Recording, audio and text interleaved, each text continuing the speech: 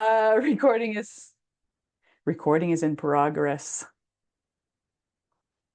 And I thought I started a transcript. Well,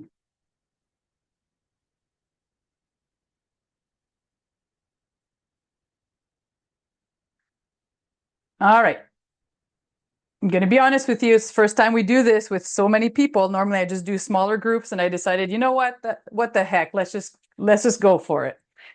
Some of you did get a warning email that this was a basic training, and the reason I wanted to really um, highlight that is because I don't want new people who have never been on CompuSport to get like more complicated questions and get overwhelmed. So I just kind of to warn you, because some of you are pros. So what you're going to learn today is probably going to be repeat. It might be a refresher, but I just don't want us to go in too deep and get people scared, because there are a lot of options on CompuSport. And today I just kind of want to focus on the basics. And basically, what we're trying to get to in this training is what you need to do. So the checklist in order to get your league going and to generate a schedule. So that's always the objective, is basically getting your stuff in and generating a schedule is the first thing you're going to want to do. Because after that, that's when you're going to get score sheets. That's when you're going to be able to make it public for your players and all that kind of stuff. Okay. So here everyone sees my screen. For the ones on your phone, might be a little small, but basically this is a front page of a league. And now let me explain to you, excuse me, what a league is. So for us, an event, so if I go here, I've got leagues.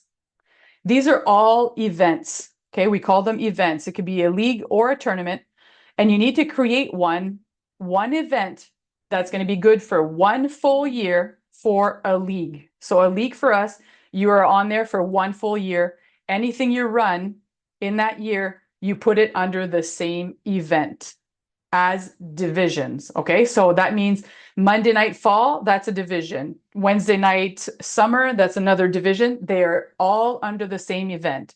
Now, one full year for us, it could be May to May, September to September, January to January, whatever it is that works for you. But with VNEA, for your games to count into your sanction and all that kind of stuff, it is best, especially if you're running summer leagues, to run a May to May. Because if you run a summer league in another one and then you go to sanction your players, well, their games that were played in the other event aren't recognized, they're not counting. So you need to go May to May in order to have your summer, September, and Mike, correct me if I'm wrong, I do believe that's what it is with VNEA, where your summer leagues will count for like next year's tournament, right? So you need to make sure that they're all under the same event. So for VNEA, it is best to do May to May, but our system accepts any start date. It's just that you might have some problems when it comes time to sanctioning, that some of the stuff is not in the right event in order for them to count. So anything that's played between June 1st and May 31st, I believe Matt seems to be adding to that information. All right. So, oh, do you guys see this? How do I make this go away? I'm gonna put it beside. Okay, so these are events. The ones that are light colored like this, it means it's not public. These ones are public, people see them. That's when players start to be able to see the information on the system. And this one is hidden because I've created it, but I haven't made it public yet. So how I did that, this is where it kind of starts. So you log into CompuSport and you get to the front page, which will look like, let me just back up a little here. You get to this page and you want to launch the manager app. Launching the player app is going to give you like it looks like what players see on their phone. So this is to help you sometimes if you want to try to understand what your players see, you can go here and it's just going to look like the app, but it's going to be on the computer. What you want as a manager, as a coordinator, a charter, is to launch the manager app. You get to this page and then you click on the menu, which is the top left corner, and you'll see in all the step-by-steps, it always says like menu when you click on the menu. it'll say like manage. So you go under the manage column. It might say players and teams, and then you go to that section. So it's kind of like a roadmap of where you need to go. Now, in this case, because I haven't selected an event, my options are to create my event. And this is the difference between a manager and a player, where they wouldn't see all the options they could just see like the calendar, stuff like that on the computer. So first step you want to do, click on the menu under the manage column. You want to create my event. Now this is a wizard and it goes like step by step. So I'm not going to go through the whole wizard. I'm going to admit someone in. I'm not going to go through the whole wizard, but it does just kind of hold your hand basically. And I'll mention there is one section where it says your operator, and then you try to go put it in, and then it's not allowing you because some other email address is connected to that operator. We always say, you know what, in that case, just say like, no, I'm not sanctioning or whatever. Just skip that step and send us an email, but don't stop the process just because you want to get going. So I suggest not stopping and waiting on that. Just keep going and we'll add your operator later. If it doesn't work, you can still try it in the first place. All right, so what I did was create my event. It brings me to the wizard. Do I want to create a league or a tournament? And while we're here, I'll also mention the following year, when you're on year 2 on CompuSport, when you go to create my event, it will ask you, do you want to copy from a past event? And this is where we strongly suggest saying yes, that you want to do that. I'm getting a warning here because it recognizes that I already have an event. Now here, league creation. Do you want to transfer data from a previous one? This is where we say yes. Say yes to copying your teams, copying your divisions, your round robins, copy everything over. And the reason why we suggest doing that is all of your settings. So the year before you found your score sheets, you put in all your settings in there. Now these will get copied over so you don't have to find them every year. So copy your stuff over, plus copy your players over. Even if the teams have changed or all that kind of stuff, leave them, bring your players over. You only get charged for the ones that actually play. So bring everything over. So this way you're not creating duplicates. We don't want duplicates of players, especially with the CSR and everything, right? So definitely select that you want to copy your players over. Clean up after, remove some if they're not, they're not going to come along, but you're going to save a lot of time by copying them over.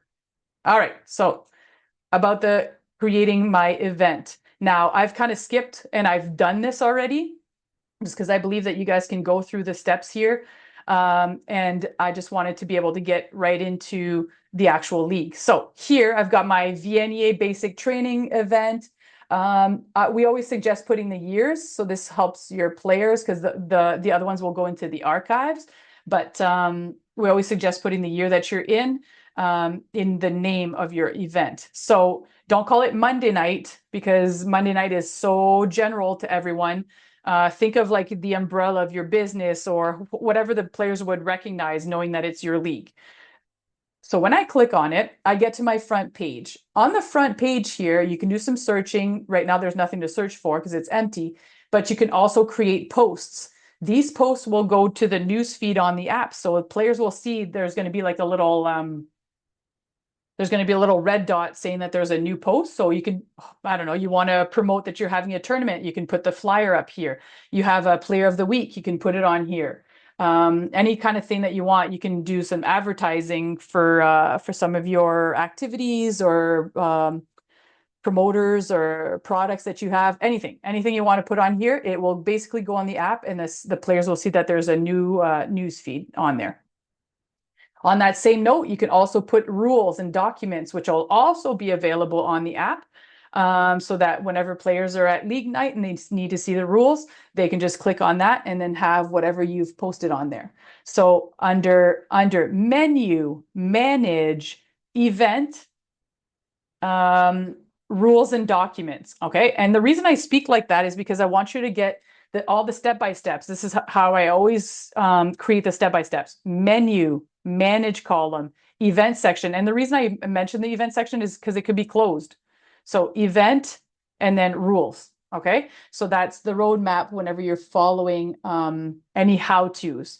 Speaking of how-tos, they're available in the help button here at the bottom right. So it's the yellow button. Whenever you click on that, you can do a search. You can open it up and then you can follow step-by-steps for a lot of things on CompuSport. If you don't find it, that's when you let us know. And then we're going to want to create it so that any situation, we want it to be available for people. So that's the FAQ page, the frequently asked questions. It's our help guide. You can go into here and then do your searches for step-by-steps. Okay, so menu, manage, rules and documents, or your event homepage to post some stuff. Now, one of the first steps, because right now, today I'm going through the how to set up a league step-by-step. There's a checklist. So I'm going to go through the checklist today. And first thing to do, and I'll just close these in case we'd want them to be closed. It's a preference thing. It remembers how you've set it up. So whenever you come in, if you like to have it all tidied up or all open, up to you. Menu, manage, and the first thing you want to do is put in your locations. So you want to tell the system which bars, which locations are participating in your leagues, okay? So you go to buildings and bars, and here by default, there's one already there, but it's easier to do the plus because you're going to be able to add tables at the same time.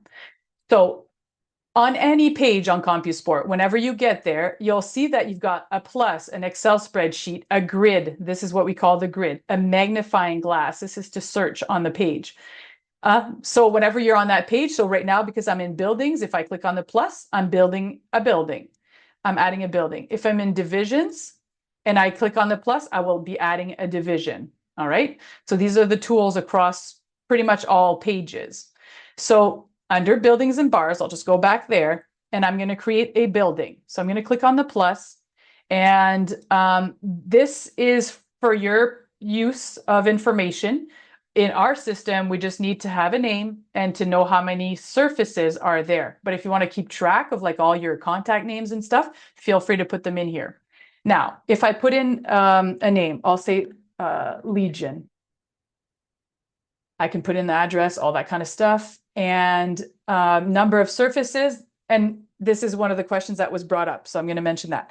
Surfaces, okay? So if you have, Legion has 4 tables, for example, you're going to put in, and that these 4 tables can be used for your league. Only put the ones that are used for your league. If you've got, like, if they reserve one for I don't know what, and you're never going to be able to use it, you don't have to put it in here because the system is going to want to use what's in here. So let's say that there's 4 tables at the Legion. And then I've created the Legion. Now, if I want to go back and put information into something, edit something, I select it, I click on it again, I click on the pencil, and then I get that window back up. I believe that you can also double click. I'm not a double clicker. I'm a pencil click. I'm a click on the pencil. Brings you back. And then you can put in the address or whatever. Like, let's say you didn't have it now, you want to do it later. Or you just click right on the column and you can add information right from here.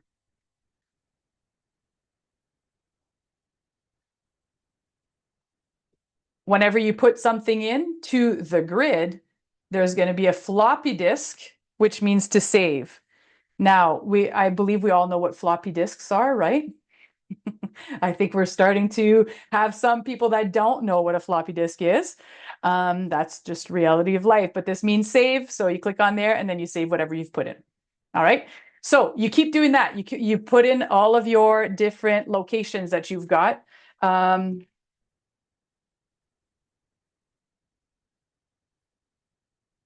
put 2. I'm going to talk about the tables with double tables or singles. I'll talk to you about that in a few seconds. I just want to put in a few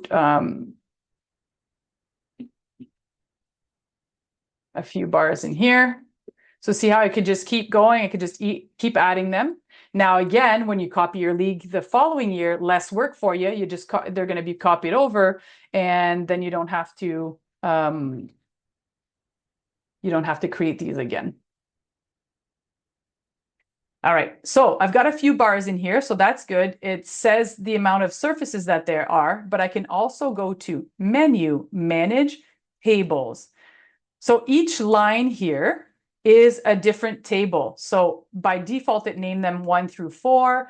I've seen some people that like to have like L for Legion 1, L for Legion 2, and so on. That's a preference thing. Again, our system just named them 1 through, and then on the app, whenever they say, it says like, location to play, it says table 1, and that's where they play. Now, a question that I get often in here is, what if my bar or my league uses 2 tables for a match? So the way I explain it is that each line here, each table, you should look at it as if it's a spot to play. So if your league uses 2 tables in one bar, only put 1 spot to play. Because if you put 2 tables, our system thinks that it can put 2 matches there that one night. So if you can only have 1 match at a bar, only put 1 table, only 1 spot to play. All right. You could have some that are like 1 and 2. It could be like called 1, 2 or whatever. And then you can have single ones. And whenever it's time to generate, you just want to make sure that you've got the right surfaces for the type of schedule you're trying to generate. Now, our system would have a hard time understanding if like it can use 1 table for 1 division and 2 tables for the other division at the same time. And I'll talk about that a little bit later. It's kind of like an all singles or all double surfaces. So it can understand. So like if you've got 3 tables at one place, 1, 2 is being used as a double, and then the other one as a single. So it might get complicated there. Everyone good with that? Think of them as spots to play, okay? So if at the Legion there's 4 tables and they use 2, well, technically you just have 2 spots to play at the Legion, because the system's going to want to use each table that's here, each line, as a place to set up a match for 2 opponents. Okay, so I'm going to move on. So that's one thing. You can always come back. You can make some changes. You can remove some of them. You can deactivate because it's broken or whatever. You're not using it for now, but you actually don't want to delete it with the is active column. So that would be your tables and your bars. So once that's done, we're done with that section for now. We only want to come back to it if you've got any changes to make. We're going to go to division. So step number 2, menu, manage, division section, divisions. Now, division groups is like an extra step to get organized, but you don't actually have to use them. Some people will use them as like let's say like east side and west side of your town or whatever, if there's like separate divisions for that. Some people have like different little towns in the area, so they'll put them under that. Now, if you don't need them, it's just being organized. You don't have to use them. You could just have a whole bunch of divisions with no division groups. I see it like a folder, like if you have a picture folder, let's say on your computer, like folders, you can have a folder. When you open up that folder, inside there's like your pictures for summer, for winter vacation or whatever. So it's kind of like a sub folder basically. Now, if I go to divisions, let me remind you that divisions is your league nights. So a division is like Monday night summer, Wednesday night fall, anything like that. So you want to create your divisions under menu, manage, divisions. Now, same thing. I come in here and I click on the plus and I create a division. Now, there are lots of options and we are currently working on making a easier kind of like basic page where we would only ask you for the bare minimum of information that you actually need to run these leagues. So today I'm going to be skipping a bunch of stuff that you actually don't need. And we are working on like hiding those if they're not needed for you. So for now, there just seems to be a lot of information. So like here, for example, I'm going to do summer Monday. And that's it for now. It could be like summer Monday A, B, C, all that kind of stuff, depending. But basically, in one division, in that folder, it's going to host all of the teams that are going to be playing in the summer Monday against each other. Okay, so it's a folder. I'm opening it up for summer Monday. I know this sounds silly, but if you color coordinate, it also helps on the app. It's easier when they are colored than all white, because by default. You need to tell the system if it's a team or singles division. That's important because then the system is expecting teams or players game type. And then for now, that's it. Okay, I don't need to go into anywhere else other than like, let's say I want to actually, that's really important to say. So sanctioning. So like, let's say your division is sanctioned with VNEA. You want to make sure that it's checked. Here it's checked by default because I told the event that I was a VNEA event, but you want to make sure this is checked because what's going to happen there is when you sanction, it will communicate directly with the portal that VNEA is using. So you want to send the information to them. You want to make sure they get it. You want to check this box. All right. Now, I don't know if I'm supposed to say this, but if you do dual sanction for like ACS or anything like that, you can also have them here. All right. So you can sanction for multiple associations under one event. So just throwing that out there, but you do want to make sure it's VNEA checked. Auto sanction just means that as soon as they have like a certain amount of matches, it'll like check them automatically. So if you want to do that, or if you want to like, just check yourself because you want to use it like when they pay you or whatever, because there's a player sanction window. All right, so I'm going to save that. So I've got my summer Monday and I'll do like fall Wednesday. And I know they go VNEA by default. I also have the column here. Okay, so what I want to mention about the divisions, once you've run one full year with CompuSport and the following year you copy your event, technically, if you don't start any new leagues, like any brand new leagues, you shouldn't have to create any new divisions because you copied them over. You reuse them. It's kind of like they're like a recycled folder, and 2025, you take away your teams, whatever, and now you recycle the folder and you use it for 2026. So you don't recreate. You shouldn't have a whole list of like 2025, 2026, because when you copy it over, basically it disconnects from the year before and you're just recycling. Okay. So hopefully that makes sense to you guys. I know it's a lot of information on in one day today, but I just wanted to throw that in that only create new divisions your first time. After that, you copy them and you're good to go. Okay, now I'm going to do, because I'm going to use it as an example earlier, summer Monday, B. And then I've got my summer Monday, A. All right.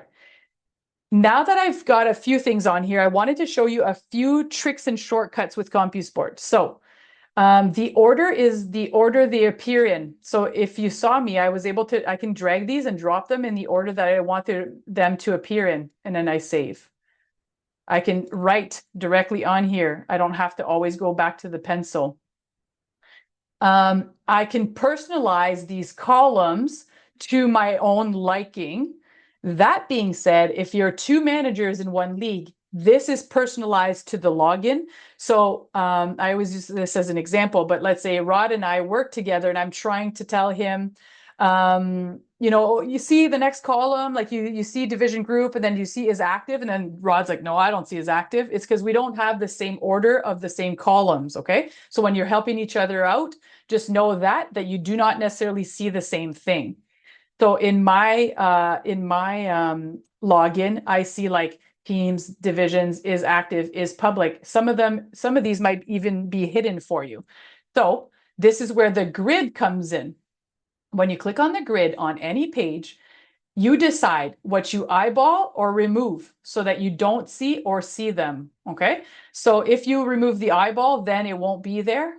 Eyeball means it's going to be there. Same thing. I can drag them. So for me, I want the name. And then the next thing I want to see is like is active and is public, for example. And then whenever I save, it changes the order of my columns. I can shrink them. I can make them bigger on this window. Magnifying glass, I think is more useful under players, but if you click on the magnifying glass, it gives you a search here box on any column. So like, let's say I'm like, I don't know, like let's say there's a huge a list of players and I say name, and then I do a search, enter, and then the system filters basically of the search that I did. Okay. So especially like on a player's window and you're looking for Beth, well then, you can search Beth and then it brings you up your Beths that are in your league, rather than having to go look through the whole list. So that's what the magnifying glass does. When you click on it, search here appears or disappears when I click again. Now, everyone okay following along? Everyone can hear me? Just do a little nod of the head if all is good. I feel like I'm just talking to myself and throwing it out there, but I just want to get as much information in for you. All right, so I've got my divisions. I made them teams. Next step on the step-by-step is menu, manage, players and teams.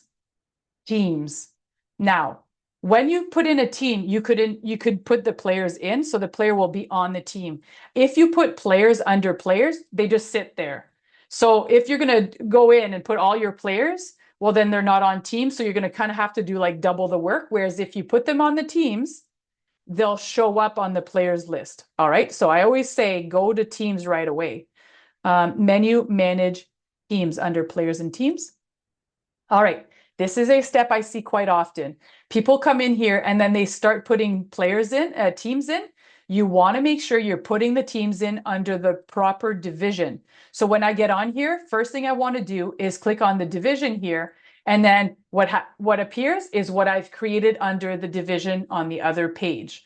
So when you're going to put teams in, you want to click on all, select the division that you're working on, and start putting, so it's like I'm opening up my folder and I'm taking my registration, I'm putting them into the Summer Monday A.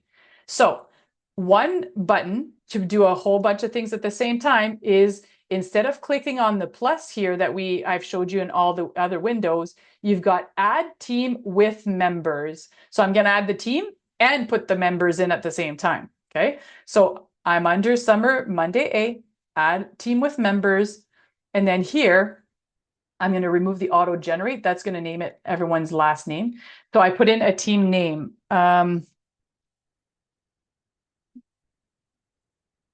Whatever team name. Very important. You want to put the default location.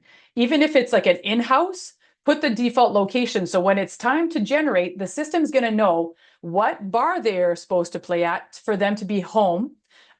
Because our system, our generator, is going to try to make everyone balanced home and away matches, try to keep it low for consecutive home and away, but it needs to know this information, and then it's going to go look at the tables available, right? So I'm going to say these guys play at the Legion. You can put the operator name here, and then this is the big one, find a player.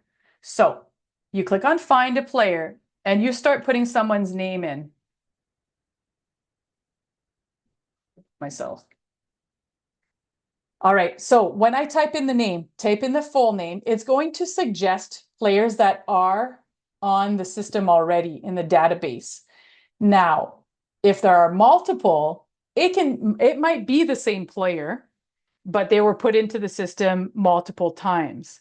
Try to pick the best fitting one with like the events that they've put in from past on the system. If it's like, oh, Sophie Rushell, yeah, no, not her. Click here to create and add this new player. You'll add a brand new player to the database.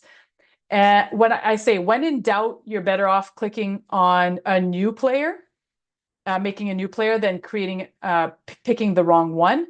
But do take some time, and because this is going to save you time later, because later you're going to have to merge your players, and then a lot more work for you. So if you do it now, take your time and pick the right players. Now, I want to give you an example of someone who's got lots. All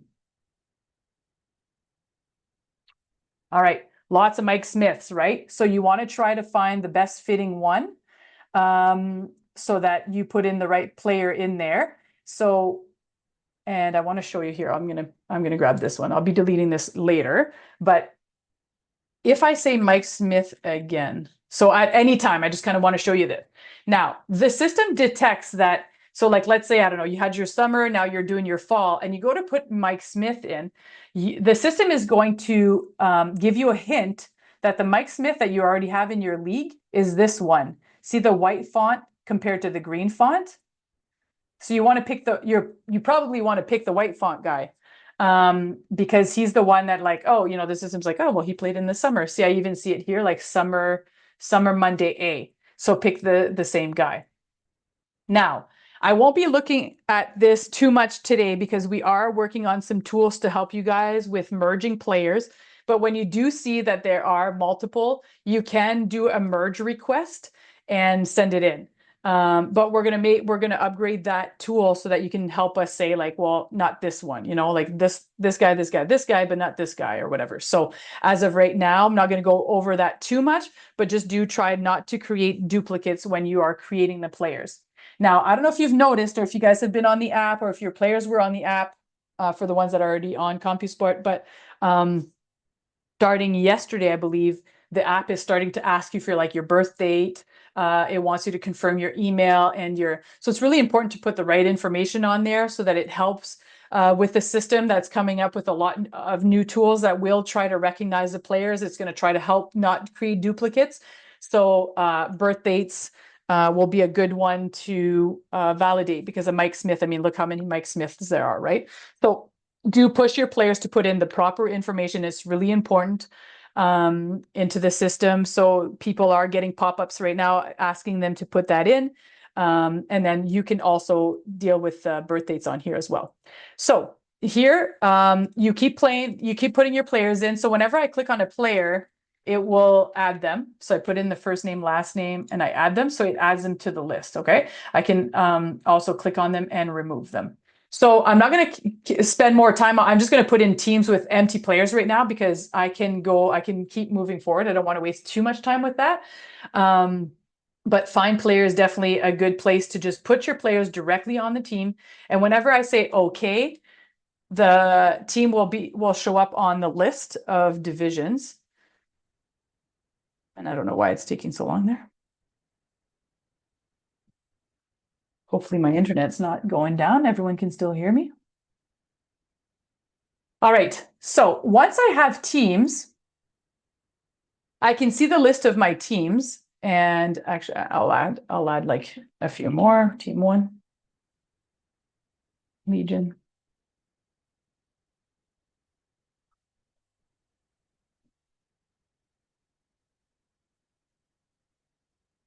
And like I said, and I'll show you how to come back to put teams in later, to put players in later, sorry. But I want to keep moving to get to the next steps. Okay, so let's say I come into my league in my division here, and I've got the 4 teams. If I want to go back to add a player or remove them, if I click on the team, the roster shows up on the right-hand side here.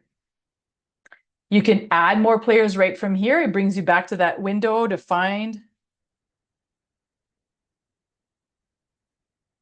Rod in there. Oops, I made a mistake. Rod's not there. I can click on him and then click on the trash can and remove them. Okay, so you can keep working on your teams right from there. Now, default locations all the way here. I click on the grid. I actually want my default location to be a little closer. I grab it, I drag it next to name, I save, and then I see that I've got my teams and their default location. Now I can jump back and forth between divisions. So I can go to Summer B. Summer B, I don't have anyone, right? So Summer A, I've got my teams. Summer B, no teams. And I'm going to add a few teams quickly here.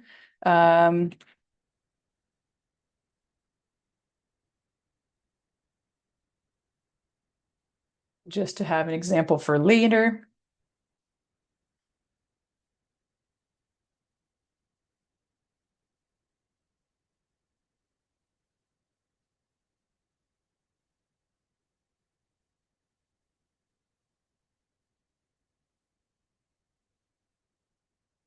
Fun stuff, fun stuff. And Mike's office. Oh, I'm going to grab someone else. Sophie's house. Okay. So now I've got my A and my B, and they've got 4 teams in, and this is also the players. It shows you the players that are in there. I can also go to the all list, and the all list would show me all of the teams that I have.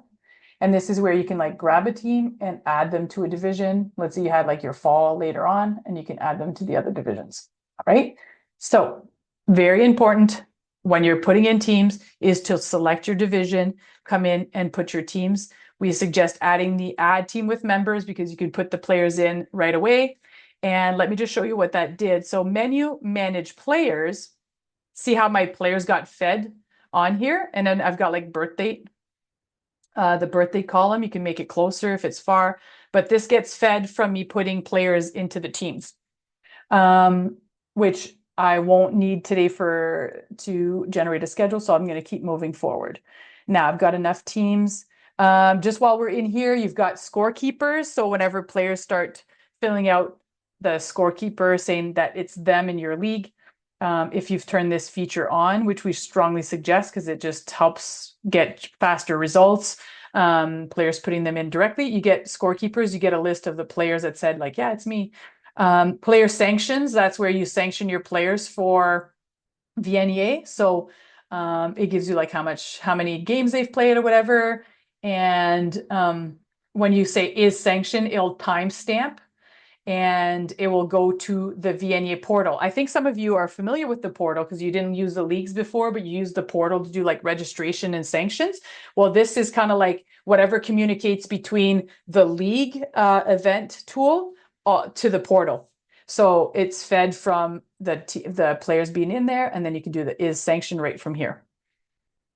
Goes directly to the portal. All right, so that is that for that area. Now, to generate a schedule, checklist, back to the checklist. So you've got your locations are made, your divisions are made, your teams are in. Now you want to create a round robin. So the round robin is like a folder that hosts what kind of score sheet, your schedule, your handicapping system, all that kind of stuff. Okay. So you want to do this one.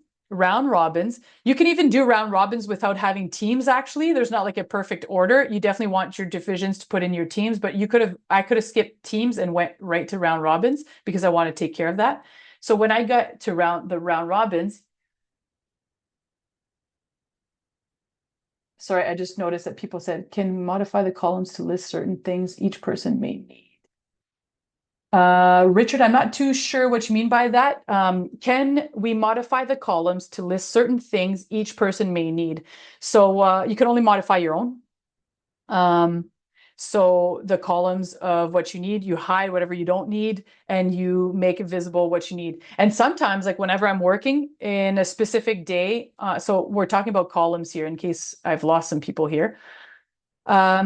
Depending on what I'm doing right now, I'm like working on birth dates. I might put birth dates closer. And then, I don't know, in like a few weeks from now, I'm actually looking to make sure that everyone has a phone number.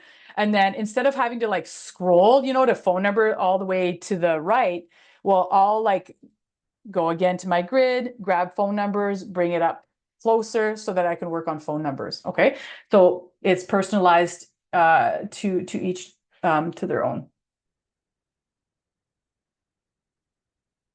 All right. So that I'm answering the question that was there for Richard. The title of the columns. Oh, so the title of the columns actually can't be modified except a few of them. I should actually talk about those. So if you're bringing in any type of information on CompuSport, thank you, Richard, for the question.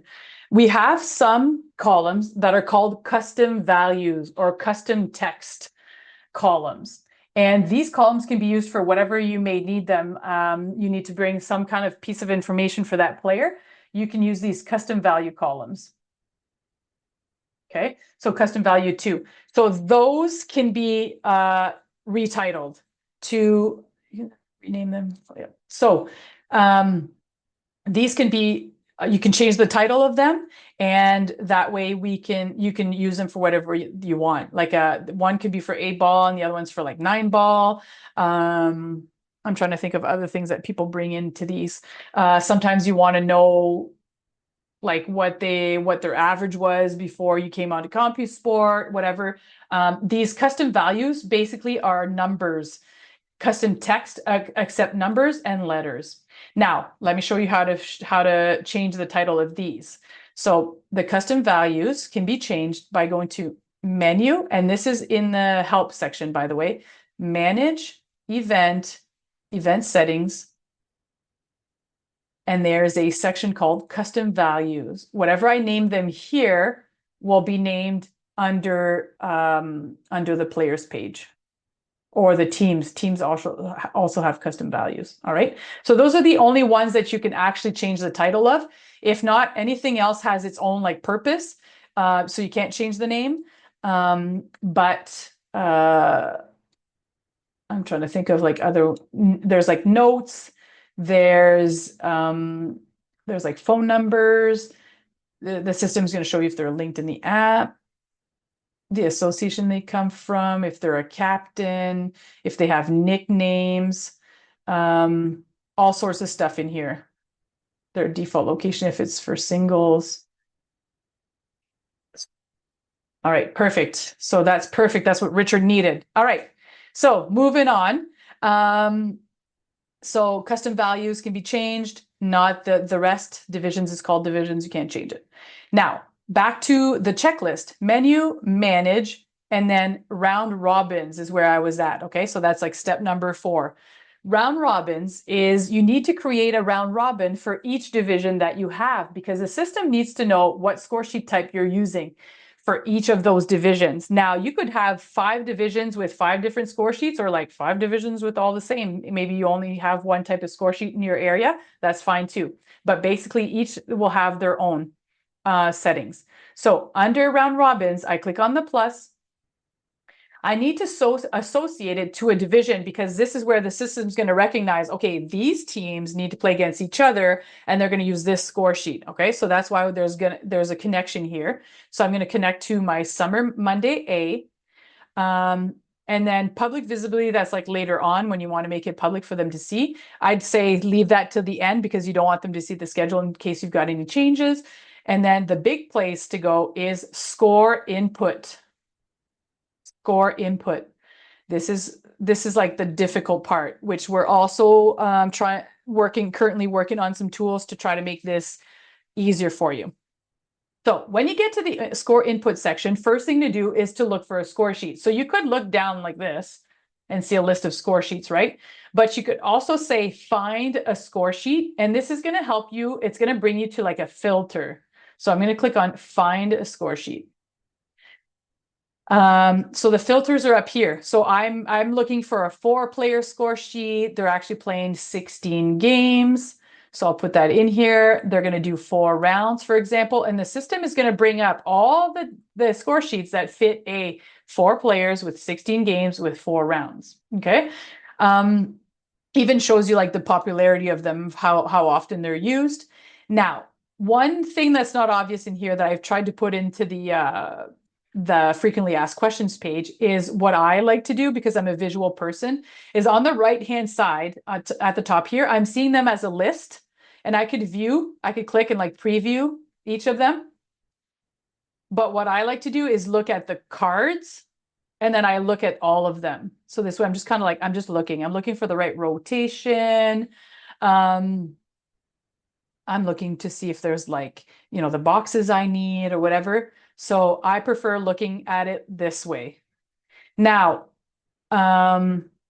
if you find your score sheet like this, and just so you know for future purposes, we call these score sheets that are like vertical, because the player plays here and this is his games, which these are very familiar to like paper score sheets. So vertical, and these are horizontal score sheets. This one here, I'll show it to you a little bit bigger. These are horizontal score sheets. They're kind of the same thing as the other one, but they go downwards. And from the comments of what I hear is that these downwards, yes, it might be different than your paper score sheet, but it's just so much clearer and easier on the app, because you can see it better. Like this player's playing this player and that's their game. And then you just kind of keep going down. So if you guys are like willing and ready to change, we strongly suggest these ones, just because they're way better on the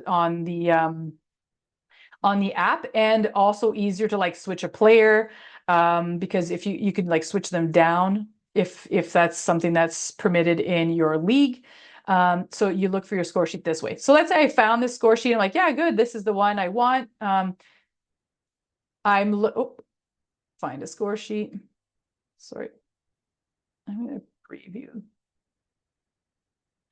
Okay, I've got like the right amount of games. This is the right rotation it matches mine or whatever. I'm using a handicap. I've got some round points, good to go. And then I can say select. So this will be the score sheet that I use. I just want to quickly go in there and just change it to downwards because I want to show you some stuff later. I just lost my page. Cards, search, and then I can say select. All right. Now, that being said, if you pick a score sheet that does not have handicaps or doesn't have round points, it will take away some of the questions that it sets up. So if you were hoping to do handicapping and it's not here, it's because the score sheet can't host any handicap points because it doesn't have the boxes it needs, okay? So in that case, I see no handicaps. See how there's a lot less options. So shoot, it's not the score sheet I'm looking for. I need to go find a score sheet again.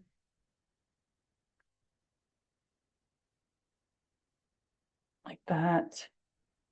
I went quickly and picked the first one. Okay, so this one has way more options. It's got the handicap, the scores, around points. So I'm going to select this one. Oh, I've got someone that just came in. All right, so I've picked a score sheet. This time, click to preview. I'm just going to look at it. I've got some score boxes. I've got handicaps. I've got round points. So then the system has like a lot more questions, okay? So quickly going through this because everyone's got some different features that they need, but I just do want you to get kind of like the main part of it. The system is asking you who wins, who gets the trophy. So you want to tell the system. If you pick all games played, that means it's going to be a safety where they can't finish the score sheet early before it's actually finished. But if they're allowed to finish before, then you don't want it all games played. Okay. So here you pick basically whoever wins. So I'm going to say most round points wins the score sheet. Do you want the other team to, like you can, on the score sheet, do you want to be able to put in a 2 and then the system puts in a 10 automatically? So you're only filling out half the score sheet? Yeah, sure, I want that. What's the automatic points? In this case, it's 10. Some leagues have like a balance. So if it's balanced, you click that. If it's not, you leave it. What's the max score per game? So if you can't have anything higher than 10, put in a 10. Do you want to validate on the score sheet? Yes. So that means it's going to become red if somebody put in like a 12 or like a typo, Now, feats that will be on the score sheet. So by default, they're all going to be there if you haven't clicked any of these. Now, XXRO is ERO. If it was a 9-ball, it'd be like NRO, 9 on break, all that kind of stuff. So this is just to make it fit to everyone. So I'm like, yeah, I want some ERO. I want table run.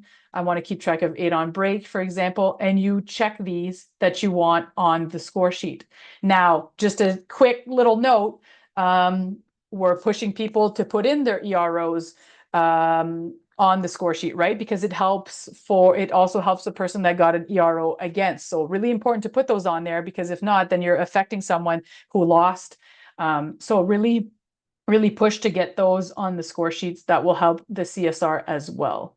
All right, so I've put those on. So if I've got those on, they will become available in the section for EROs for them to be able to mark them. Whatever I make available here is going to be on the score sheet. Now, handicapping. I'm going to quickly go over CSR very quickly, but CSR explanation of how it's calculated, how it works, all that kind of stuff is more in an advanced webinar that we want to do. Today, I'm just going to go over it roughly just because it's so different for everyone. But like, let's say I was to use the CSR, then the system says, hey, how many stars do you have to have? We don't allow to go lower than 3 if it's lower than a 3-star. And just to explain to you, it's 1 to 5. That's the accuracy. A 5 is very accurate. A 2 is like, we're still working on that to get you an accurate CSR. So the system won't want to put it or use it before it's actually like a 3 rating. Now, the system says, field to show on the handicap on score sheet. I want to use the CSR, or like I want to use the average. Okay. Number of nights someone needs to play in order for the average to show up, 3 nights. What do you Hey, want to use hey, until? Sophie, can I quick Yep, jump in? yep. Hey, I just want to tell everybody here, you're going to expect to see something from VNEA headquarters that we're recommending using CSR for handicapping purposes in the league. So that's coming out here in the next couple of weeks. So if anybody's thinking, oh, doesn't apply to me, again, this is going to be our recommendation. Not to say that you can't go to the old way, but this is the direction that we are recommending everybody go. Sorry, Soph, thanks. Yeah, no, that's perfect. So in the system, you can tell the system to put the CSR on the score sheet. Now the system's saying, okay, well, it's only going to be someone who's more than a 3 or a 3.5 or whatever. So until they actually have a 3-star, 3 out of 5, what do you want to use? And this is where you could use field to use for the CSR on the score sheet if you don't have enough stars, okay? So you're going to say, this is where, the question from Richard earlier, you could say, oh, I'm going to use a custom value for now, and I'm going to manually give them a CSR. We actually have another little tool that we're working on that you could have like a CSR instead of using custom values, it's going to be a column, and you say, use this CSR until their CSR is actually really strong and accurate because you've compared them, you manually put them on. Or you can say in this league, I don't know, you figure it out like the average of the league is like 1400 or a little higher, whatever. So if someone doesn't have a CSR, it's not strong enough, and nothing is written in the custom value 1 column, then use this default CSR. So anyone who's got nothing in CSR, no CSR, will be a 1400 until they get a good CSR or until you put in something in the custom value. We also have an MCSR, which is a manual CSR. This overrides the CSR, the custom value, all that kind of stuff. It's kind of meant to be used for, like, for example, if you got like masters and you're like, you know what, no matter what you do, you're going to be this. For this league, you're going to be this this CSR. You use a MCSR, manual CSR, and it overrides all of the other settings. All right. So I know that I just kind of seem to like have thrown that out there. We have a PowerPoint for that. I could also send that to Mike so he can make it available for you guys. But basically the settings here, put in the CSR, put in that it's like more than 3 rating star. If they don't have one, use a custom value, use a default for the league. If you have a minimum or maximum that you want to accept. So anyone, if like, let's say you had your minimum at 1400, anyone who's actually lower than that will just get bumped up to 1400 on the score sheet. You can have a max as well, or you can have none, and these could just stay empty. Now, you could use the calculate method. So just to kind of explain to you, I don't know if I'm just kind of like throwing a curveball here at everyone, but the CSR quickly, what it does is it adds up all of the team players that are playing CSR together.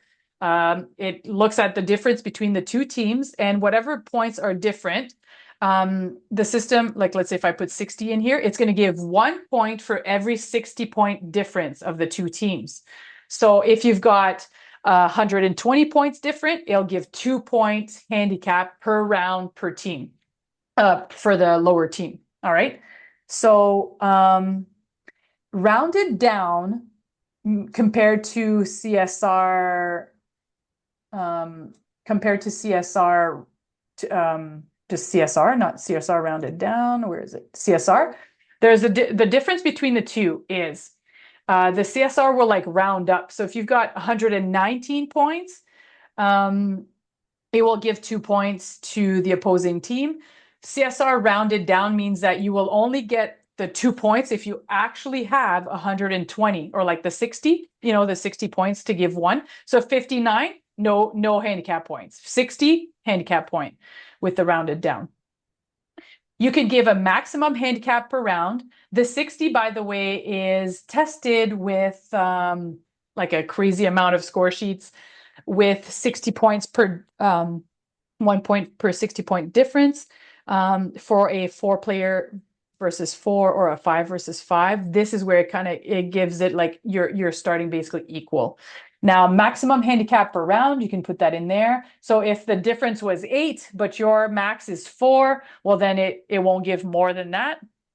Handicap decimal count. This actually I've asked to remove for CSR because it doesn't really apply. There's no decimals like average did.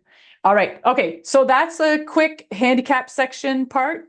Round points, you need to tell the system if you've got round points in your, especially in this case, because I said that most round points would win the score sheet, would be the winner. You need to tell the system who gets the round point.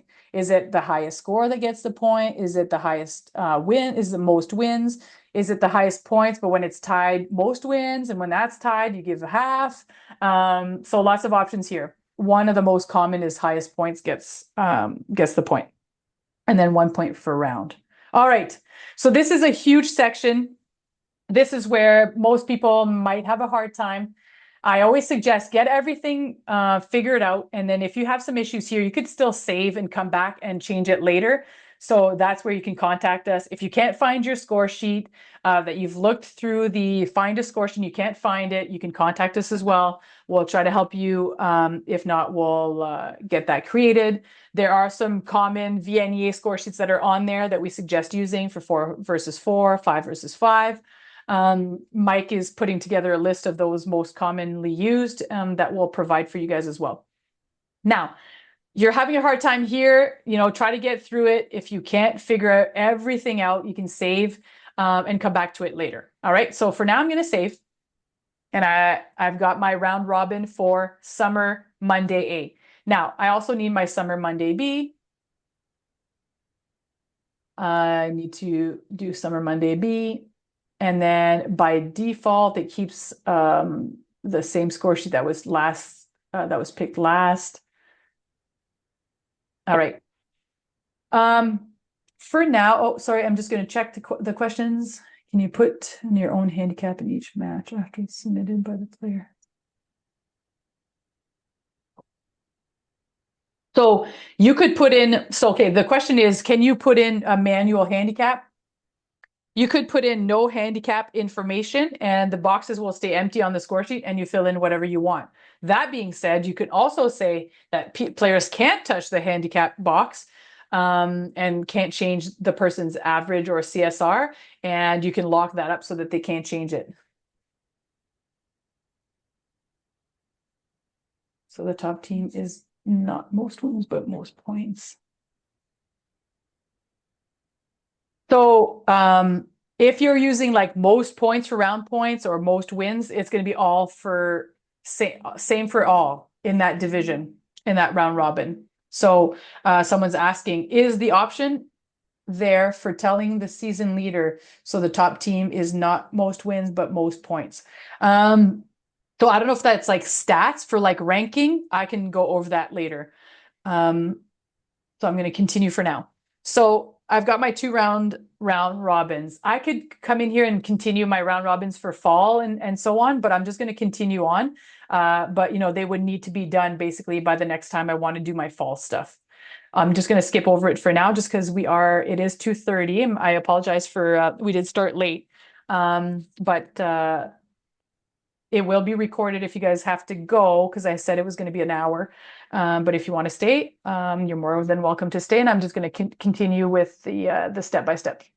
All right, so I've got my round robins. I'm repeating again. How do 4 we ask steps. questions? Oh, there's a type in, a place where you can type in, or you can pop in like this. And I believe there might be like a hand lifting tool as well.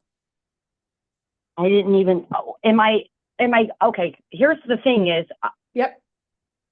I didn't realize, I went on, my time is 1:30 here. Right. So I got on a little late.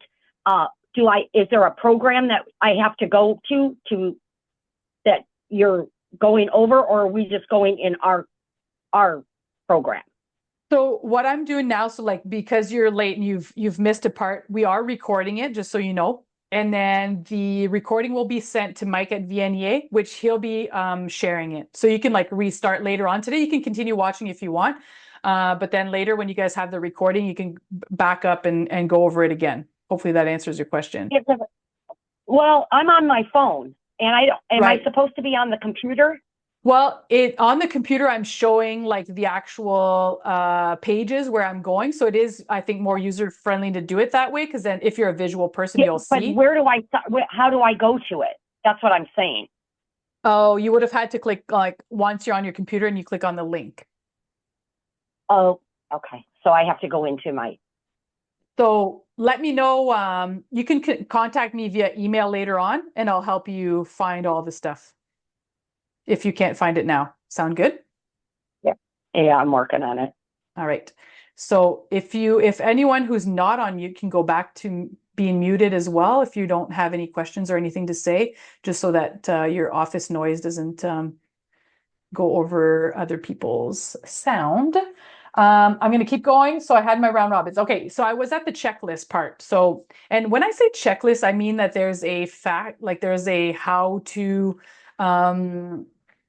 set up a league, and then these are the checklists that I'm going through. Okay, so at any time you could have that checklist pulled up next to you when you're doing it. It's like a step by step. So in order to generate a schedule, you need to have the default locations. You need to have your divisions made. You need to have teams with default locations, and you need to have a round robin for each of them. All right. So anyone who's in the round robin is playing against each other. So if you don't want them playing against each other, they need to have their own separate. So divisions, teams with default location, and then round robin. And then buildings, of course, that needed to be created. It's easier to create them first so that they're available then when you go to pick up your default. But they can be added later and added to the teams later as well. So I've got my checklist done. I've done all of these things. So now I'm ready to generate a schedule. So again, we are working on a user-friendly scheduler. So it brings you through the steps. It kind of holds your hand. It's not ready yet. So it's still this, this tool here. So I'm going to go ahead and show you because I don't know when that's going to be ready for you guys.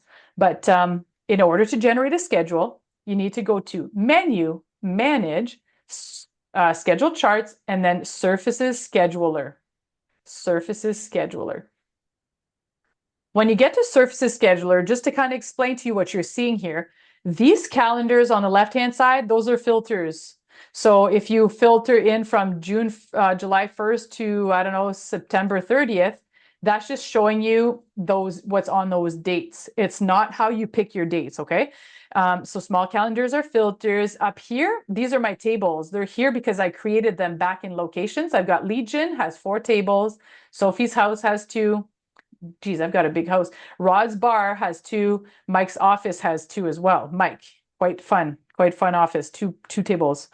And then here, I'm going to say generate schedules. This is going to open up a tool. Generate schedules. Brings up the add schedule group here at the bottom. See the pop-up? If I close it, generate schedules, there's a pop-up at the bottom. I want to add a schedule group.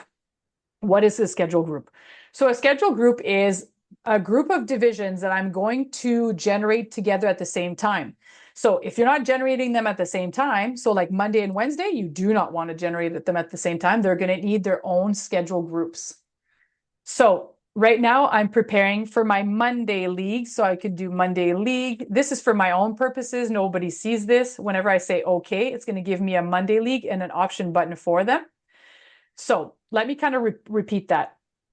If you've got multiple Monday leagues and they're sharing bars in the league, you want to generate them at the same time because our system is going to try to share the bars with those teams. It knows that it has to have some home and away teams. So you want to do it at the same time. If you do them one by one, our system is not able to read what's already on there and try to work around it. It wants to work them together to try to balance the home and away matches and the recurring matches. So meaning like they're home twice or whatever.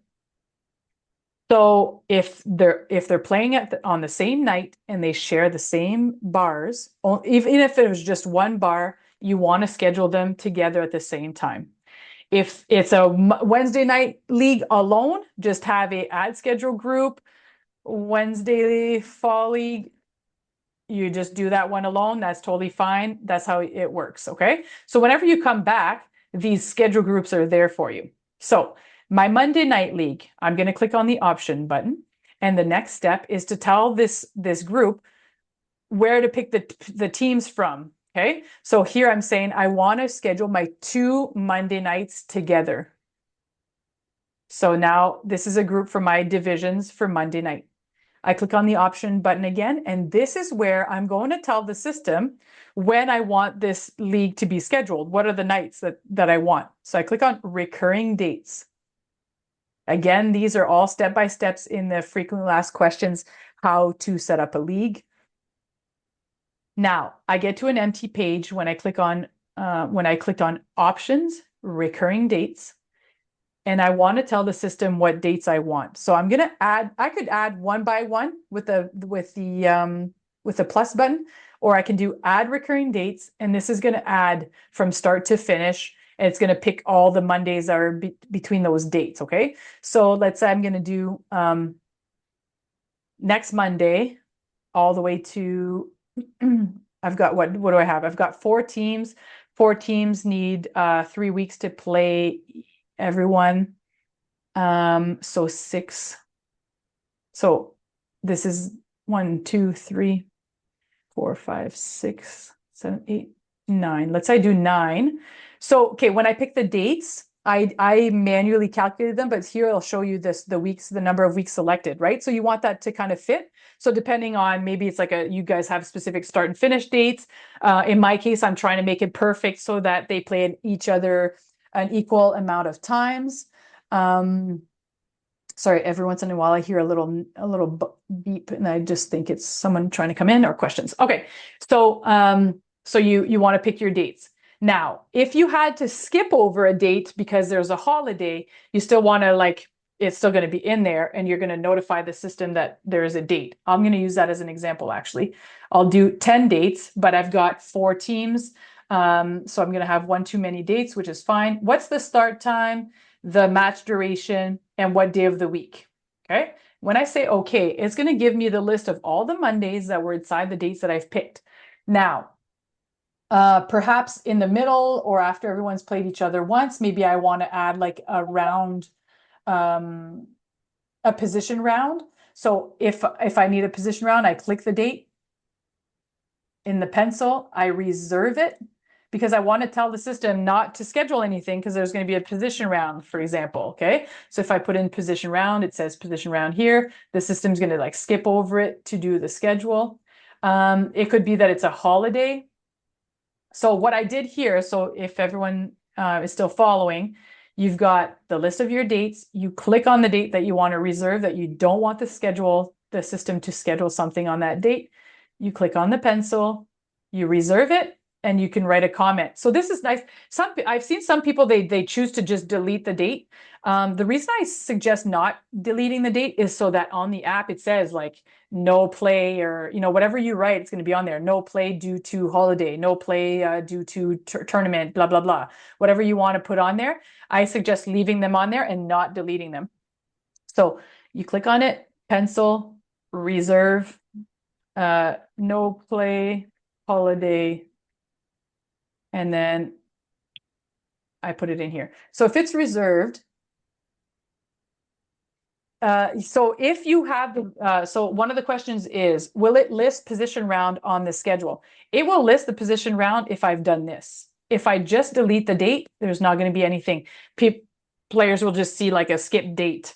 And I even wonder sometimes if it's obvious, if you're not paying attention to the date, you just got your next match. Do you realize that it's not this Monday, but next Monday? So I really like the idea of leaving the comments there. So if you put a position round, it's going to be empty. The system is not going to generate a position round match. It's going to leave it empty. It's going to reserve it for you to be able to put your position rounds later based on your standings or whatever, however you decide that they're on there.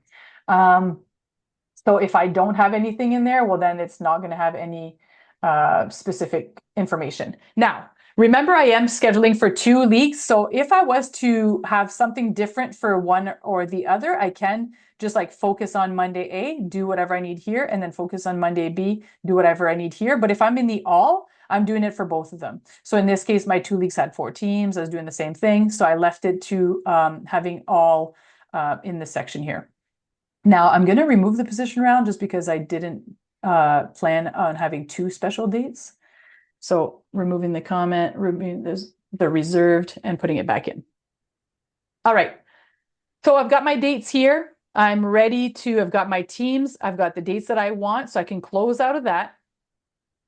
Any other, so we'll manually enter the teams for that. So we often use the reserved dates for holidays with a message, celebrate Merry Christmas. Yes, I do like, Tina says that they use the comments. So like Merry Christmas, or like Happy New Year, no play or whatever. So people, it's just more obvious because you'll see on the app, you've got like, this week's match and then next week, and they're listed all the matches. And this way it's going to have like a little space and it says like, Merry Christmas. So, there's no play there. And then your next match is like in January or whatever. So the teams will come from the fact that I said that it's the round robin and that I connected my round robin to the division that has all the teams. So that's where it knows. So it knows that it's scheduling for those teams. So it's going to know. And because I put the default location, it also knows what it can use.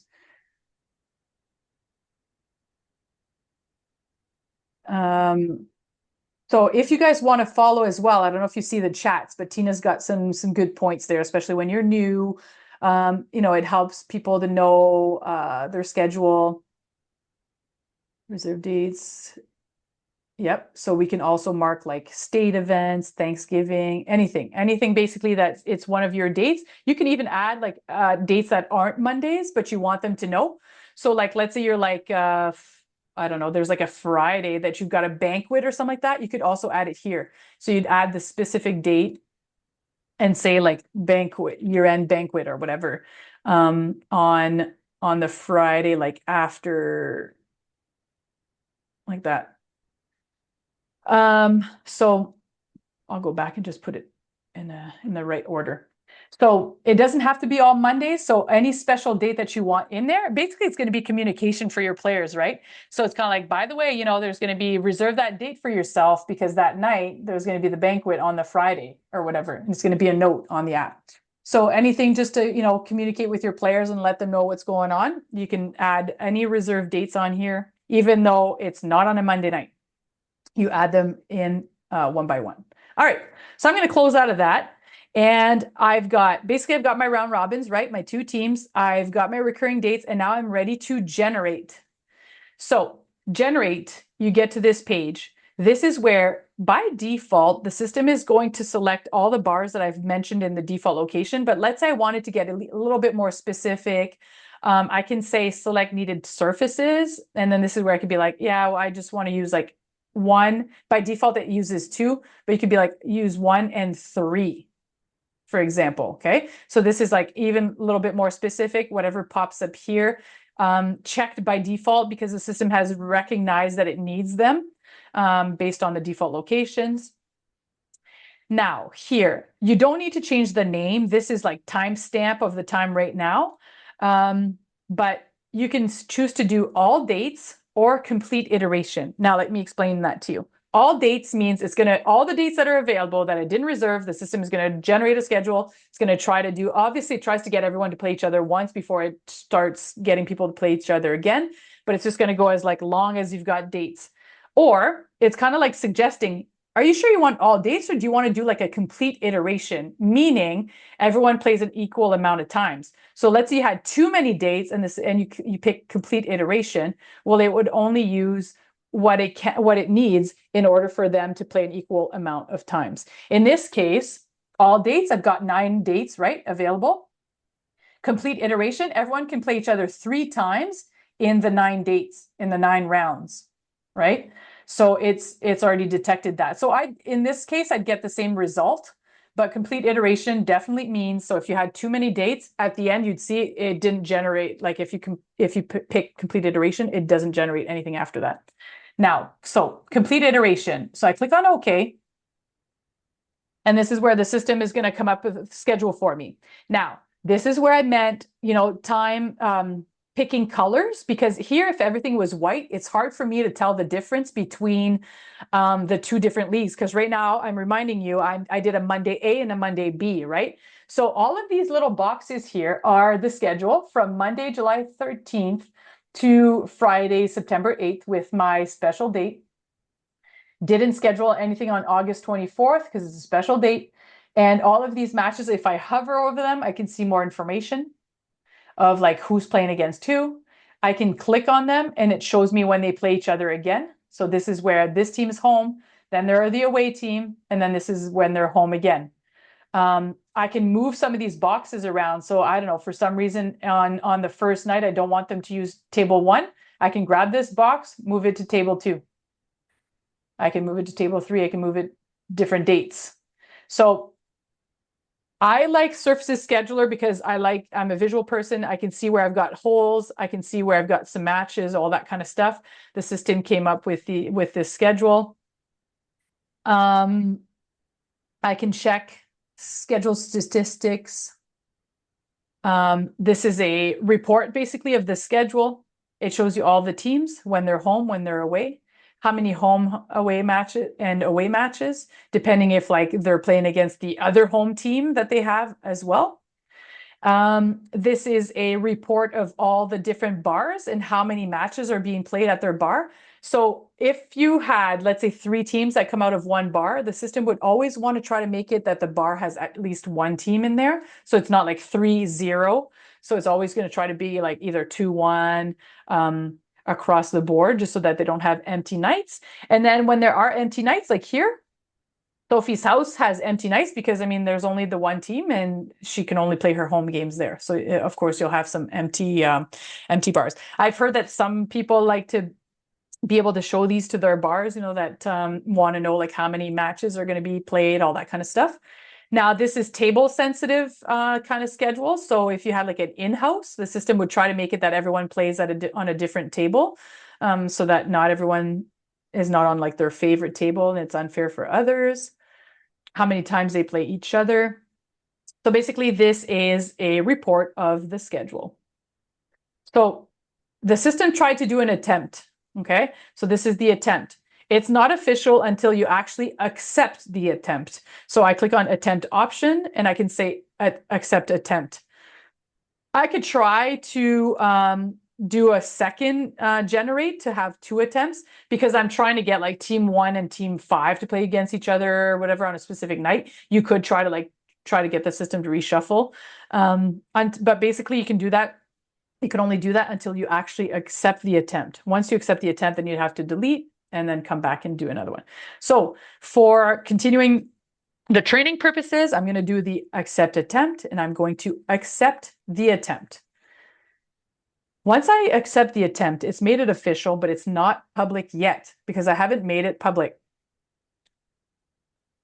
The players do not see this until I actually make it public for them.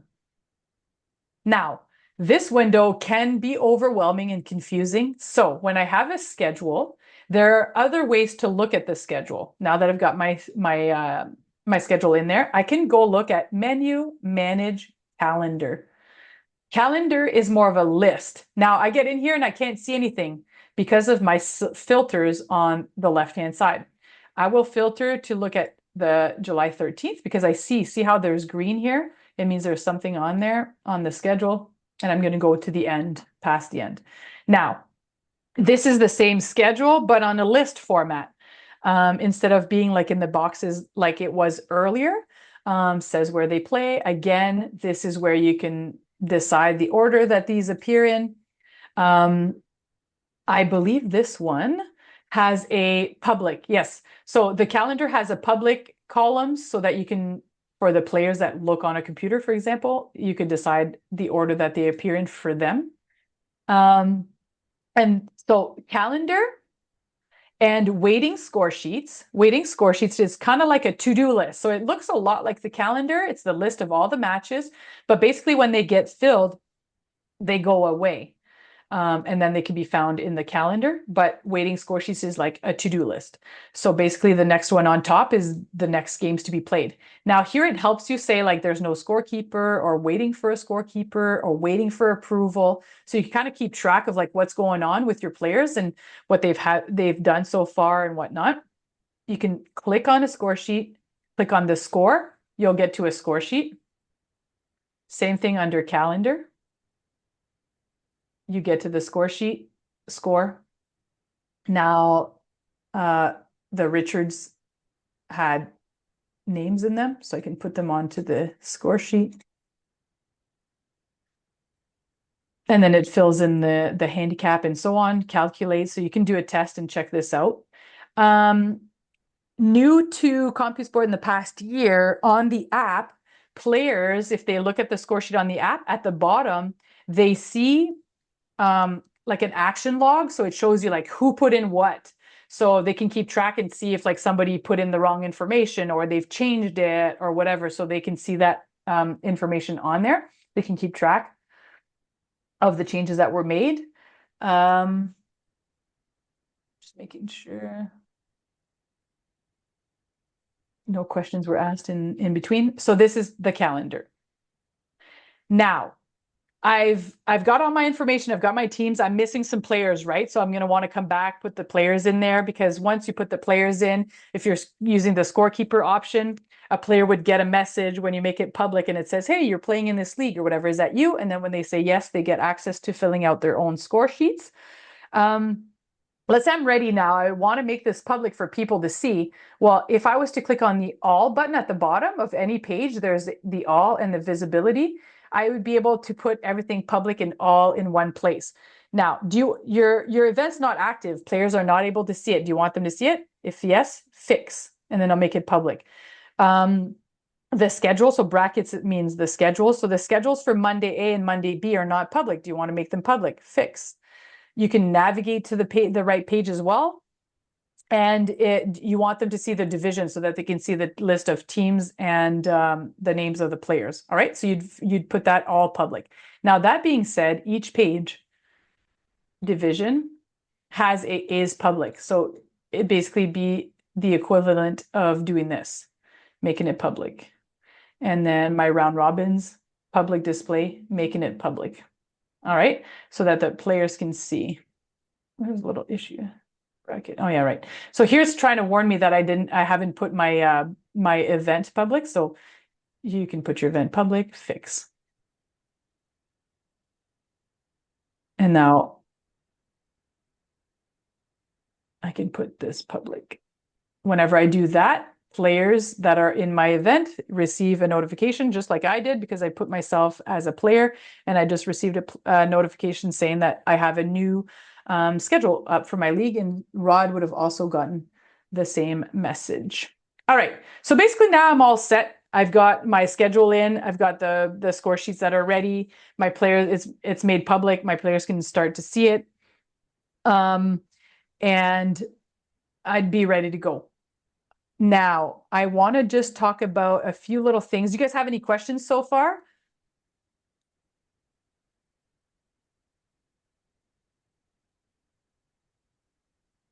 Anyone? Just giving you a bit of time if you want to add some questions in there. What we went through today is how to set up, or like league set. I'm going to open it up. So this is the written step-by-step. It's also in a video. You'll also get a recording of today, but how to create your bars, how to create your divisions, how to create your teams, how to create your round robins, steps, generate schedules, go here, go here. So this is what I went through today, basically, is the step-by-step of how to generate a schedule. Now, a few little things that I wanted to mention while we're here. The cost. The cost to use CompuSport, it costs $3 per player per event for 1 full year. Okay, that's if you use the basics. So we will charge you $3 per player. And by player, I mean regular player. So anyone who plays 3 or more matches is what you would get charged for. Our system waits a few weeks in order to determine who the players are. So if you've got players on your list, like I said, when you copy over the following year and they're not playing this year, you're not getting charged for them. Maybe they'll come back next year. Maybe they'll just play in the summer. They don't play in the fall. And our system is charging you per player once under the event. So like John Smith or Mike Smith, Mike Smith can play in your Monday A, your Wednesday fall, your Friday summer, whatever, for a total of $3 per player. If you add that you want to use the scorekeeping, The system is adding a additional $1 per player. So you're at $4 per player, $3 for the regular, for the basics, $1 for scorekeeping. The other additional tool that we have that costs money is having league fees. So you could tell the system that you want to charge $50 per team per week or whatever. If you turn that tool on, basically it makes it, you configure, you say that you want the they could pay for sanction fees, registration fees, league fees, any type of fee that you want would be on there. When you turn that tool on, we charge an additional $2 per player. Basically, it's a price per volume, and it's for getting the tool that you can use it. Some players might not pay on the system. Maybe you're still accepting cash. We would still charge $2 per player to have that tool turned on. We charge for all players, regular players, for scorekeepers as well, not just the one that's actually scorekeeping, but he's scorekeeping for his entire team. So basically with CompuSport, for 1 full year, the max that you can get charged for is $6 per player if you use all of the features that are available that have an additional cost. $3 for basics, an additional $1 for scorekeeper, and an additional $2 for event fees. We also have registration, so you could decide, so sorry, I said that was it, but we have registration, so you could just tell your players to go register directly on CompuSport. If you use the registration tool, it's an additional $1 per player who's registered with the registration tool. Now, all that information is in the pricing, but I do get that sometimes it gets complicated. Mike Smith, in this case, we would charge you, because you're using league fee, scorekeeping, and the basics, we would charge you $6 for Mike Smith. All right. So between $3 to $7 is what you could get charged for on CompuSport for your players. We send a balance invoice. Oh, yeah, go ahead, Mike. Just jump in here a quick second. The VNEA, the board, wanted to make sure that operators understand that most of the time they pass that cost right along to the player. And so when the player pays their annual VNEA sanction, they also pay that $3, $4, $5 for those fees as well. So a majority of the chargers do not pay for the CompuSport fee. They pass along to the player. Or it's like put into your like admin fees or whatever, right? I've seen people with the configuration fees. They have like CompuSport fee, $6 or whatever. They put it right in there. So then their players are paying directly on the system, right, for the fee that it costs to use the system. Any questions or comment on that? I'll make a comment. Oh, Max.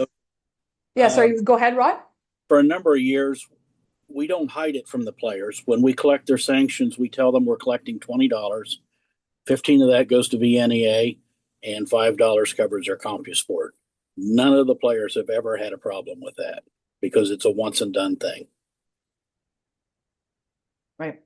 One of the questions is if there's a max cost. So I did forget to mention, now there is a cap fee for the $3 per player, which this past year was $1,250, I believe, $1,250, a cap fee. So I think that comes to, if you've got 416 players, I think you cap on your basic fee. But there's no capping on scorekeepers, and there's no cap on the league fees either. Sophie, why don't you bring up that CompuSport page that shows the fees? I think that would be helpful. Yep. So if you're back at the CompuSport front page, there's pricing. And here for managers, so you've got league fees, basic system, $3 per player for the year. Scorekeeping, $1 per player for the year. League fees, $1 for the year. And then there's like little notes. So like the cap fee. Cap is over to the right, Sophie. Oh yeah, right here. Thanks, Rod. So there's no cap for these ones, but there's a cap fee for the price cap here. Prices are subject to change at any time if we do whenever we make a change, we send out the information, make sure everyone knows. But the information is here for you. Players can decide to get like a premium or a subscription or whatever on the app that basically for the basics for them with the let's say the $6 that we're charging you, they have access to their schedule, to the score sheet, to basically anything that's on the app, like the rules and all that kind of stuff. The essential and the premium are for like extra. We push the premium, and the reason we do that is because there's so much detail for CSR that if they have premium and they see all the details, you get less questions because they understand where their CSR, why their CSR is calculated a certain way, where it comes from, where they got their point from. So we just think that this is a tool that's basically essential for them to be able to better understand, how their CSR goes. They get different type of graphs and stats and so on. I believe it like removes ads and all that kind of stuff. So, but that's not like, it's up to the player if they want to get that. But you yourself, we're going to be charging you, and like Mike said, wherever you get the money from, we're charging you per player for using like the manager tool. So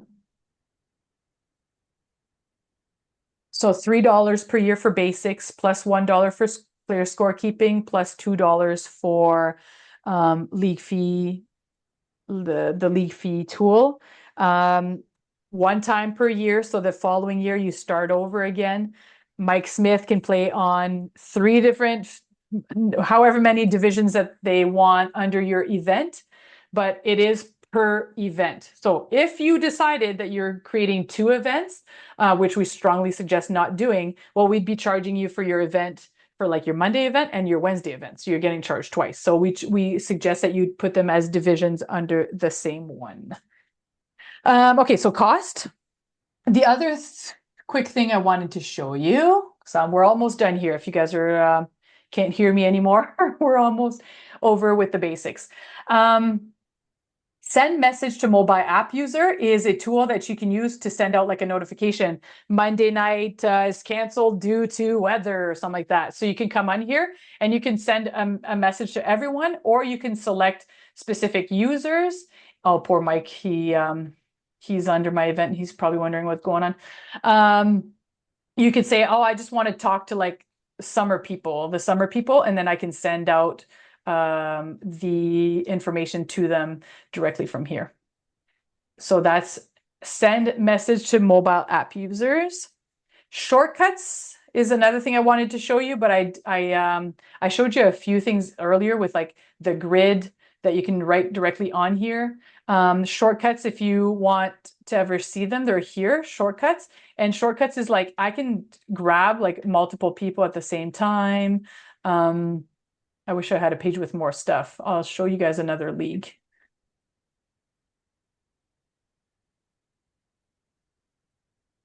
That Rod has access to players.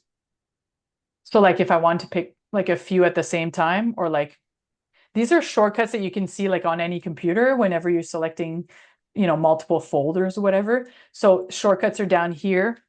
Sometimes that makes your life a lot easier rather than going like one by one and going down and selecting them all by one.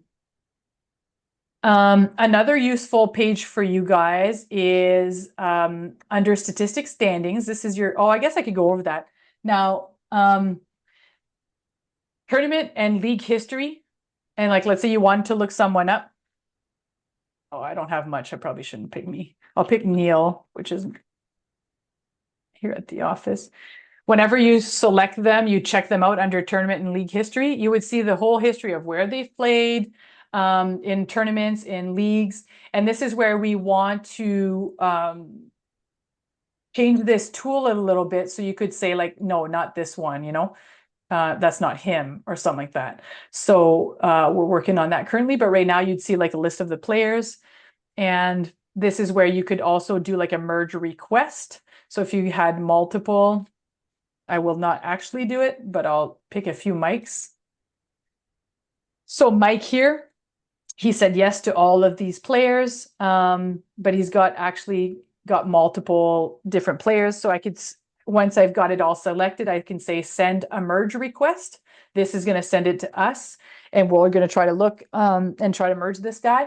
But what we would like is for you to be able to put in more information to help us say, yes, him, yes, him, but like not this one, or whatever. So currently working on that. So that's under tournament and league history. Another one is the lookup player rating. This is to also help you with the CSR. You get the list of your players. If they're on there twice, it doesn't mean that there's a duplicate, but it means that one of the columns might be a different piece of information, and we want to make sure to show you that. But like, let's say Abraham's wondering how his CSR got calculated that way or whatever, you can do game history, and you'd see like all of this player's matches against who they played against, what their CSR was at that time, what their CSR turned to, what their points were, all that kind of stuff. So this, would help you be able to understand if your players have questions. Would be a good place too to say, oh, wait a minute. No, he didn't play in Ohio. So, there's a problem here with the merge.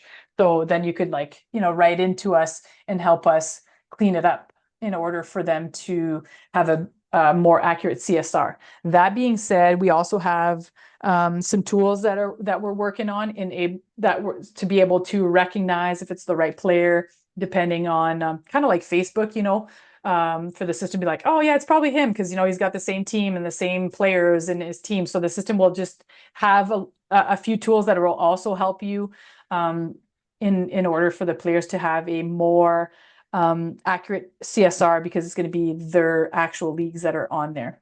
So anything that's ever off, you can always just let us know and cover that.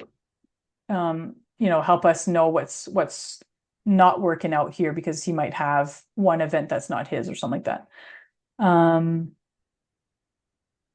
So I just want to try to think. Okay, I'm going to quickly go over standings. I don't know like how you guys are feeling with the information or whatever, but I'm just going to, while I've got you all there or while the recording's happening, if you guys got to go, you got to go. But I'll quickly go over standings, the stats. Okay, so by default, the system has stats that are on there. So you could like not touch it and it's going to do its thing. But under menu, manage, statistics standings, which is right here, statistics standings, we've got stats model editor. So this is a template. By default, you've got a template for players and you've got a template for teams. If I click on it, it'll show you what's there by default. Again, I can change the order of them. I can remove some of them. I can add more. There's lots of stats that you can put on here. Do know that on the back end, we're always calculating all the stats, but basically it's what you're deciding to show. I'm going to go back to ours because I was in someone else's there. So these are templates.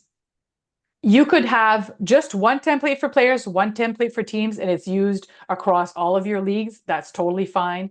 As soon as you've got something that's a little different for one of them, you might want to create a new template. But if not, the system is saying template for models, perfect. For summer Monday, for fall Wednesday, and for fall Friday, I'm going to use all of the same template. Template for players, template for teams. The other thing too is while you're on model for teams and you've got the stats that are going to show, you tell the system how you rank your players. So your players and your teams. Okay, so if I'm on players, it's how they're going to be ranked. If I'm on teams, it's how teams are going to be ranked. So I can change the order of these columns, because in my league, I'm doing round wins, or one league I'm doing score plus or whatever. So I change how they're being ranked. I can add or remove some of the criterias in order to rank your teams. You want to make sure that you've got, like, if you're on your score sheet, you said EROs and table runs, that those are on there so you can show them.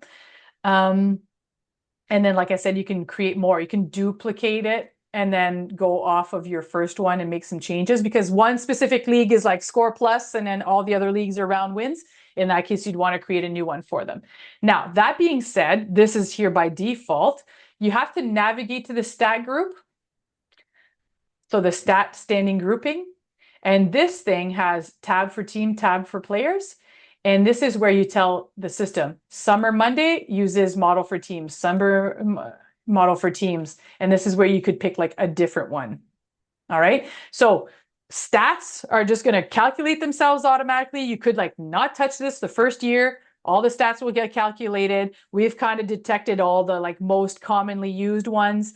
By default, they'll be there. If you want to go like just one little step further and you want to personalize it, you can go to menu, manage, statistics, standings. Again, this is a frequently asked questions on the help. You go to your stats model to create templates. You grab your model for players. You choose what's on here, what order they appear in. I can drag and drop. I can even change the title of them. Maybe we call it score plus and you guys call it points. So like score plus, that's points. You could be like points for the title on the computer and PTS for points on the app. And then that's how they'll appear for the players. Sometimes I see like 10 zips or something like that, 10-0 wins. Some people call it like 10 zips. And then you can just, whatever you name it, that's how the players will see it. So you can personalize this. But again, you cannot touch it and it'll do its own thing.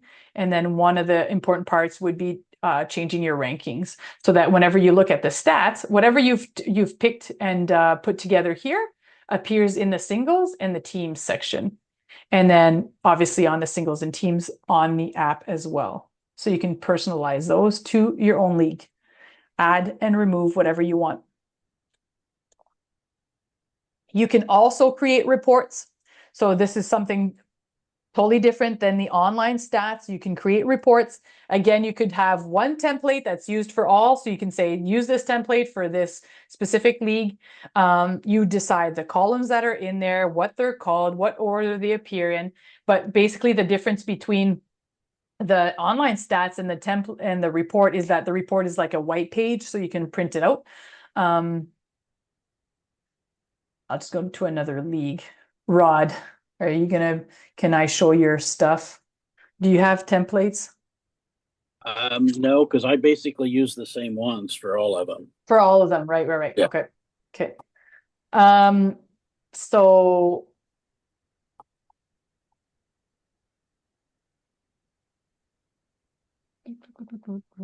oh yeah, I'm in as yourself. I'm just trying to find a template so I can show you guys. No, they don't have any either. Anyway, so it looks like a white page. It looks like this. And this is, I'm not sure if it's going to be empty. It's just user friendly to print, basically, compared to like online stats with a black background. So it would look like this, but personalized with your sections. You could have like teams and players. And like I've already said, but I've seen a lot of people do this. Some people think they need a different template for every lead they have. If it's the same columns, the same order, just have one template. And then whenever you go to pull the template, the column, you say for which league. So you're saving yourself a lot of time there. So you can create your own personalized reports under the reporting section. Woof! I don't know how you guys are feeling, but I'm hoping I didn't lose you guys. Hopefully today was useful and helpful. It wasn't meant to be scary. There's the help button there. There's a few of the VNEA pros that are always available to help. We're there via email as well. So if ever you've got any questions because you can't find it in the help section, don't hesitate to ask to get you guys all set up. I can show you a quick launch player app if some of you have never been on here. So see, this is myself. I'm coming in and the system has detected that I've got a new event that I'm playing in. So it's saying, hey, are you the Sophie Rushlow that's playing in the VNEA basic training event? And then I can say yes. And then that will give me access to my score sheets. So here are my score sheets. So for my Monday, July 13th on table 1 at Mike's office, and then I can enter the score. And if I was to look, here it says like Monday, August, no play, holiday.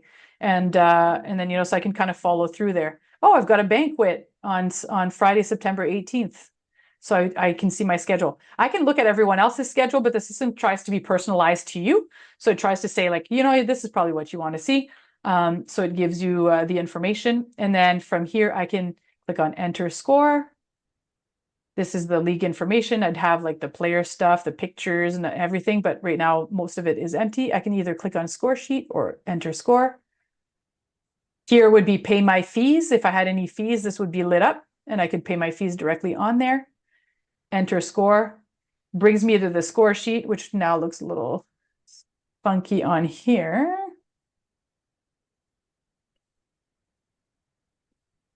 And then here's my score sheet, and I can add players from there. I can fill out 2 for Mike, 10 for the opponent because of the settings that I put in.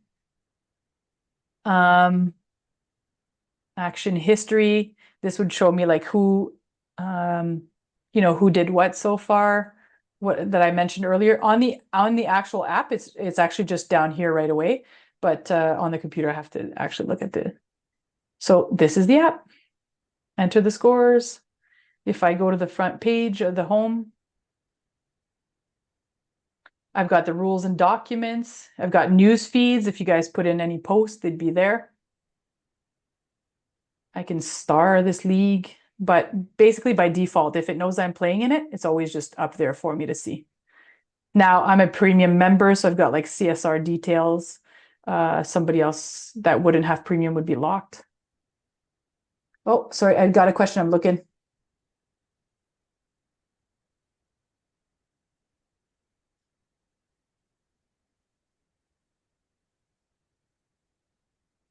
Perfect. Any other questions before I let you guys go and I stop this recording and I send it to Mike?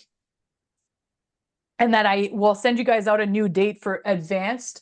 In the advanced, I'll talk about like how to merge players, how to sanction. I kind of quickly went over it. It's some of the questions that kind of got brought up in some of the things that people wanted to know. The CSR, like learning more about the CSR. In the meantime, if you guys do have some questions that you feel would be good for the advanced training, feel free to bring that in.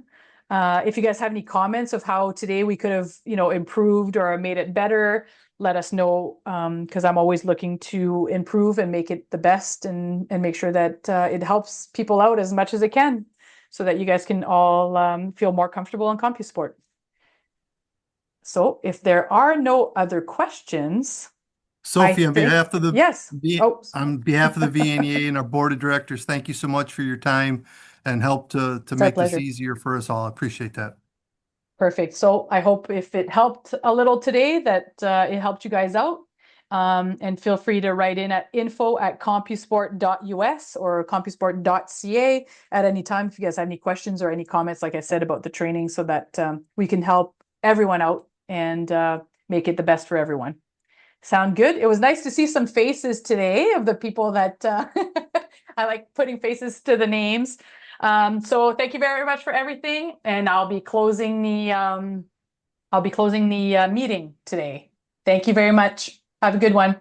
This was great, Sophie. Thank you. Thank you. Thanks, everyone. Oh, monthly webinar. I wouldn't mind. I wouldn't mind. All right, everyone. Talk to you later. Bye-bye. Thanks, Sophie. Bye.